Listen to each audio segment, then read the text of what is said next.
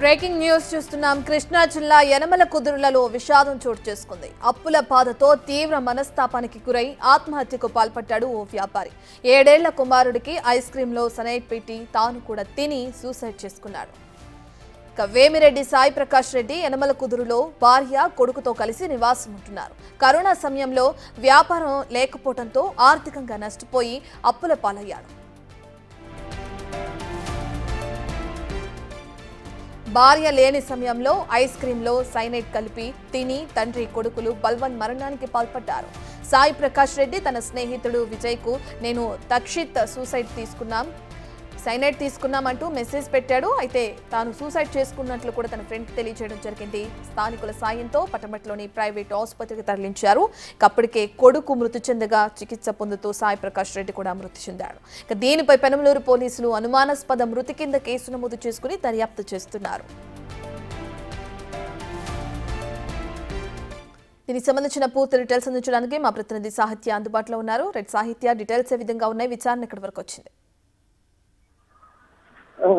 రత్నానికి ఒక అనుమానాస్పద మృతిగా అయితే కనుక ఖచ్చితంగా పోలీసులు అయితే దీన్ని దర్యాప్తు చేస్తున్నారని చెప్పొచ్చు. బెజవాడలో తండ్రి కొడుకుల విషాద ఇదైతే సైనైడ్ కు సంబంధించి కూడా సైనైడ్ ఐస్ క్రీమ్ లో కలిపి మరి అటు కన్న కొడుక్కి కానీ ఇటు ఎవరైతే అతని భార్య ఉంటారో ఆమె కూడా ఇద్దరికి కలిపి ఇచ్చిన పరిస్థితి కనపడుతూ ఉంది. అయితే ఎందుకు ఇలాంటి సంఘటన చోటు చేసుకుందని చెప్పి పోలీసులు కూడా దర్యాప్తు చేస్తున్న నేపథ్యంలో అయితే కనుక అప్పుల బాధతోనే ఖచ్చితంగా 7 ఏళ్ల కుమారుడికి ఐస్ క్రీమ్ లో సైనైడ్ కలిపి మరి ఇచ్చిన దాఖలాలు ఉన్నట్టుగా కూడా పోలీసులు చెప్తా ఉన్నారు. అయితే విజయవాడ 1 టౌన్ లో అయితే కనుక ఇతను బంగారు షాప్ లో బంగారం ఏదైతే తయారు చేస్తూ ఉంటారో అక్కడ పనిచేస్తూ ఉంటాడు. అయితే అతను పనిచేస్తున్న నేపథ్యంలో ఎక్కడి నుంచి సూసైడ్ తీసుకొచ్చాడు, బయట ఎక్కడైనా కొన్నాడా లేకపోతే షాప్ లోనే బేసిక్ గా బంగారం తయారు చేసే వాళ్ళ దగ్గర కూడా ఈ సైనైడ్ కొంత మోతాదులో ఉంటుంది. బంగారం తయారు చేసే దాంట్లో కూడా కలుపుతూ ఉంటారు కాబట్టి దానికి సంబంధించి అక్కడి నుంచి ఏమైనా తెచ్చుకున్నాడా, అసలు ఎందుకు ఇంత ఘాతుకానికి పాల్పడ్డాడు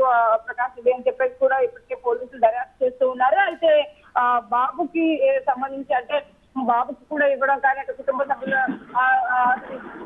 భార్యకి కూడా సైనైడ్ కలిసి ఇవ్వడం పట్ల అనేక అనుమానాలు నష్టం అవుతున్నాయి. ఎందుకంటే భార్యకి ట్రీట్మెంట్ జరగక ముందు వరకు కూడా బాగానే ఉన్నారు. తర్వాత ప్రకాష్ రెడ్డి బాబు ఇద్దరు కూడా చనిపోవడం పట్ల అయితే కనుక అనేక అనుమానాలు వ్యక్తం అవుతున్నాయి. అసలు ఏంటి అప్పుల బాధైనా లేకపోతే నిజంగా ఇందులో ఏమైనా వెనకాల ఏదైనా పోవడం నడుస్తా ఉందా అని చెప్పేసి కూడా పోలీసులు ఇటు కుటుంబ సభ్యుల్ని కానీ అటు పక్క ఇంట్లో ఎవరైతే ఉంటారో వాళ్ళందరినీ కూడా అడిగి తెలుసుకుంటారు.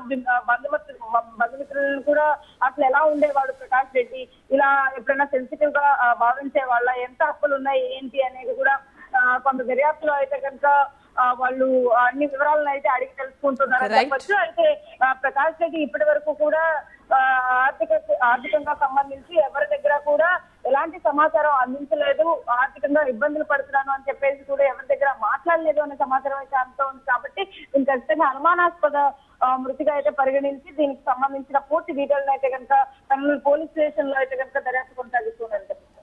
రైట్, థ్యాంక్ యూ సాహిత్య.